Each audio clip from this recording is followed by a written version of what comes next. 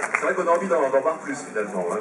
Et c'est vrai qu'au-delà de la mission scientifique, ce qui fait aussi votre particularité, c'est ce style de vie avec votre famille. Quelque part qu'on vous envie, qui est quand même pas si banal que ça. Vos allers-retours, franchement, on va sortir du domaine scientifique, mais vos allers-retours entre ce décor et Dijon, c'est une ville formidable, bien sûr, non, mais le quotidien, comment vous trouvez cet équilibre? Parce que vous dites, vous êtes loin, mais pas isolé non plus. Comment vous appréhendez notre...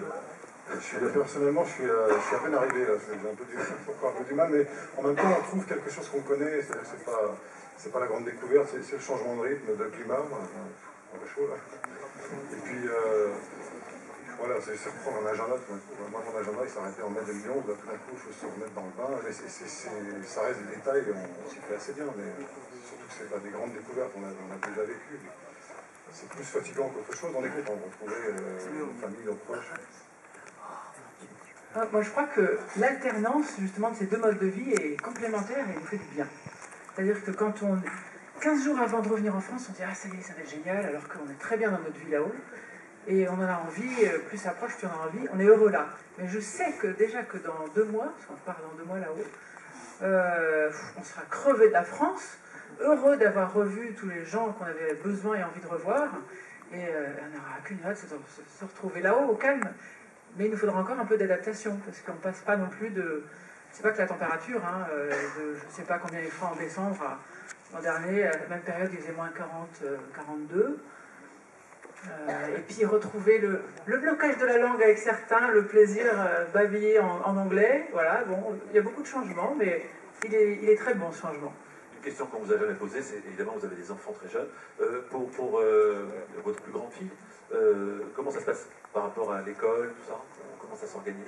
Les grands changements cette année, parce que l'an dernier, on voit sur quelques images, on était trop isolés du village quand même pour qu'elle puisse aller à l'école. Donc j'ai essayé de faire la maîtresse. Au bout de 2 mois, on avait ras-le-bol d'avoir maman égale maîtresse. Mais ça n'a pas trop mal marché. Et cette année, le bateau est hissé dans le village, parce qu'il n'y a absolument pas d'abri, pas de port, rien du tout dans ce petit village. Et donc, elle va aller à l'école tous les jours. Grand bonheur. La petite sœur aimerait bien la suivre. Vous l'avez dit, vous êtes déjà sur la suite, vous repartez. Et puis je crois qu'il y a aussi une collaboration avec la NASA, c'est ça, Eric? Oui, alors pendant l'été, donc on a 2 mois pour naviguer. On a eu une mission avec les géologues de Brest et une autre avec la NASA. C'est en fait, sur 6 ans, ils font un état de la cryosphère, c'est-à-dire des glaces terrestres et marines, nord et sud. Ils nous ont confié, on a juste un petit maillon de ce grand chantier, mais des travaux qui ne sont pas terminés du tout. Donc on va continuer avec eux à sillonner les grands fjords groenlandais, donc c'est plutôt sympa. Ben, on va continuer à vous suivre par écran interposé sur France 5 avec la diffusion pour la première fois de ce film. On aura peut-être l'occasion, le plaisir peut-être l'année prochaine, mais pourquoi pas de redécouvrir ou de revoir sur cet écran. Hein, c'est le vœu qu'on va formuler aujourd'hui. En tout cas, bonne continuation. Puis merci pour ce cadeau, parce que c'était vraiment, pour le coup, la première fois que ces images étaient projetées. Vous les avez découvertes en même temps que nous. Donc, merci aussi. Oui, puis on peut l'appeler d'ailleurs très rapidement. Allez, Hugues, pardon, je l'ai oublié. Hugues Rosière, le réalisateur de ce film. Il est où? Hugues, bien. C'est parti du jeu. Très rapidement, parce que tout le monde a des choses à faire entre midi et 2. Bienvenue. Oui, alors, comment ça s'est passé ce tournage? Tu es resté quoi, 6 semaines, je crois? Oui, je suis parti Calme-toi à côté d'eux, parce que dans les photos c'est mieux. Je suis parti début avril, donc au Nunavut, c'est un très long voyage, puisqu'il faut presque 5 jours d'avion pour y parvenir, c'est très cher aussi. Et je suis resté 6 semaines à bord, avec France et Eric, et mon fils qui m'a accompagné dans cette aventure et qui faisait le son. Donc le film est en montage actuellement.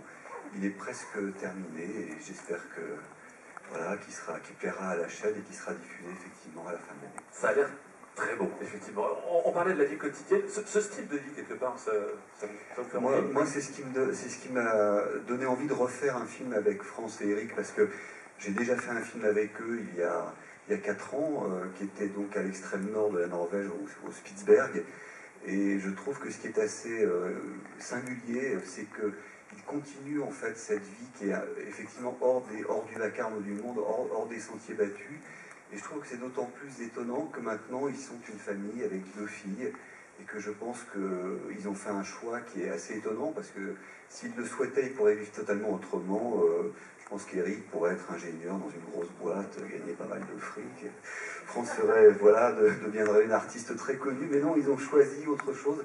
Et c'est ça qui me touche beaucoup, je dois dire, et qui me fait aussi réfléchir à ma propre vie, à la manière dont on vit aujourd'hui. Bravo pour ce témoignage.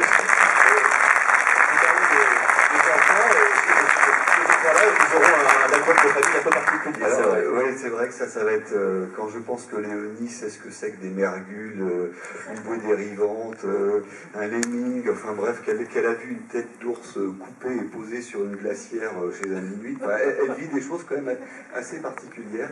Et d'ailleurs, on ne peut pas s'empêcher de se demander ce qu'elles vont devenir, ces deux filles, avec ce bagage extraordinaire qu'elles sont en train de se composer, quoi. Ça va être étonnant. Voilà.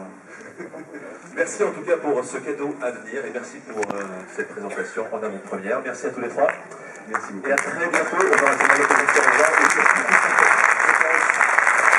et également France, puisque bien sûr.